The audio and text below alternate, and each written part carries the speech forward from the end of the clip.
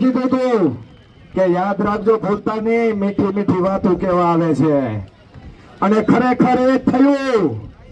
અને એ પણ જણાવ્યું હતું કે આ ક્ષત્રિય સમાજની બળાઈ કરવા આવે પણ એને આવે. હવે ભાજપ વિરોધી જ્ઞાનમાંથી તલવાર નીકળી ગઈ.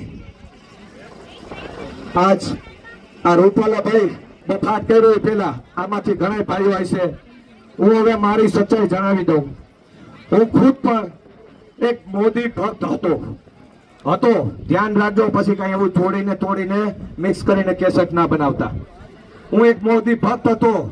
ઘણા લોકો મોદી સાહેબ વિરોધ કઈ બોલતા હતા તો હું કહેતો હતો કે ના, મોદી સાહેબ જેવા કોઈ નથી. પણ વચ્ચે એક મણિપુરની ઘટના આવી. કદાચ મીડિયા દ્વારા એને વધારે ફેલાવા દેવામાં નથી આવી, સોશિયલ મીડિયાની અંદર હતી ઘટના. ત્યારે મને એમ થયું કદાચ સોશિયલ મીડિયામાં થોડું ઘણું ખરાબ યા તો ગલત મેસેજ મોકલે છે, મીડિયા વાળા સાચા છે. પણ ગલત હું ત્યારે ગલત સાબિત થયો કે જ્યારે ક્ષત્રિય સમાજની નારીનું અપમાન થયું ત્યારે આજ મીડિયા વાળાએ ક્યાંય પણ પ્રસારણ નથી કર્યું, ખાસ કરીને હિન્દી મીડિયા વાળાએ. આ સત્ય છે ભાઈઓ. અને ત્યારે મને ખબર પડી કે આ મોદી સાહેબ જે કરે છે અને કરાવે છે એમાં બે ફરક છે. એ પછી મેં મારા મનથી નક્કી કરી લીધું, આજ પછી ક્યારે પણ હું અને મારા સમાજને કહીશ કે આ મોદી સાહેબનો વિશ્વાસ ના કરે. ભાઈ આ ખાલી ખોટું બોલે છે, નરું ખોટું બોલે છે, સમાજને દબાવવાની વાત કરે છે. પણ આ સમાજ દરેક સમાજને સાથે લઈને આવતો છે, ક્યારેય દબાશે નહીં. આપણે આ ધરતી ઉપર ભેગા થશું. બીજું કે હવે ક્ષત્રિય સમાજ પિતા જીવવા નથી માંગતો. અને ક્ષત્રિય સમાજની એક જ વાત, જેના વાતમાં ફેર એના બાપમાં ફેર,